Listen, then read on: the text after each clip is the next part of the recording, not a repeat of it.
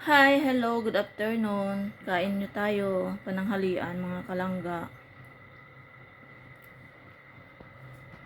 Ako sa kwarto ko na kumakain. Pag late na talaga ako, yung tamang oras lang. Kasi pag nandito ako sa kwarto ko, makatawag pa ako sa pamilya ko. Pag after ko tawag, sabay din after na kain ako ng kanin. So, relax na ako. Isang kanin ko lang. Labanos, kamatis, mangga, itlog at saka sibuyas. At tapos may talong pa ako. Tapos may red rice ako. So, tutong ang kinuha ko kasi ang sarap ng tutong. Paborito ko talaga ang tutong. Nagluto kasi ako ng red rice ng alaga ko. Ang sarap.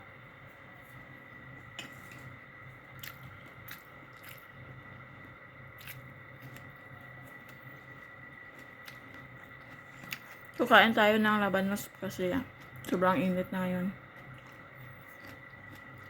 Tapos, kamatis.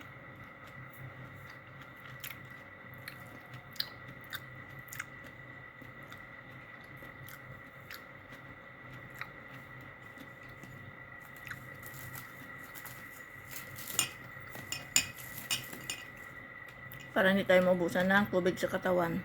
Ayan ang sabaw niya. Higupin ko to. Sarap.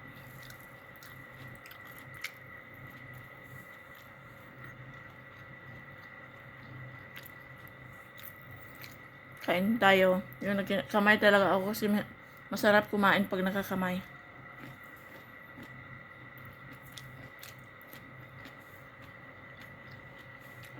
Lalo na pag ganito ulam. Sarap talaga.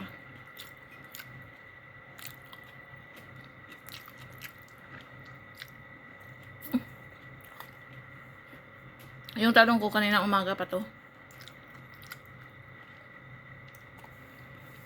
Sa almusal ko.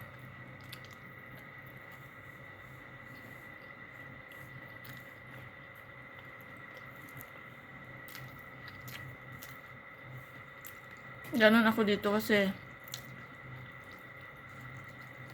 wala naman tayo pagpilian ng ulam dito dahil puro manok. Tapos dito kasi bawal ng isda. Ayaw nila ng amoy ng isda, mga langga. So, titiis talaga ako ilang taon na. 4 na taon na. Hindi ako nakakain ng isda na dito talaga nagluluto. One time kasi nag-order ako. Iba nang amoy. Sumama na yung tiyan ko nun. Siguro, matagal na niluto yun. Ininit lang tapos dineliver sa akin. Nag-order ako online.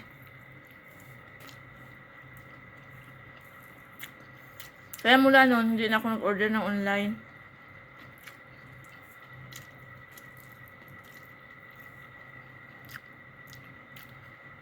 Kain tayo.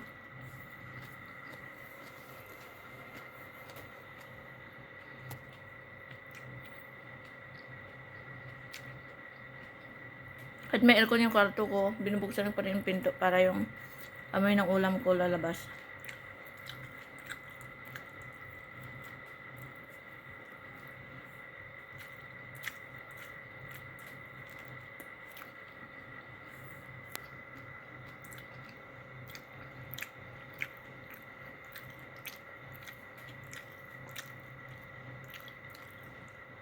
Yung talong, pinasadya ko talaga itong mapabili sa kanya nung isang araw sa amo kong lalaki kasi talagang hindi talaga nakatikim ng gulay. Puro na lang manok talaga.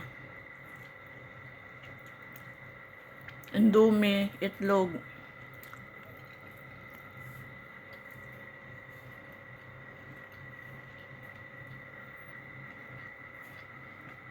Ganon.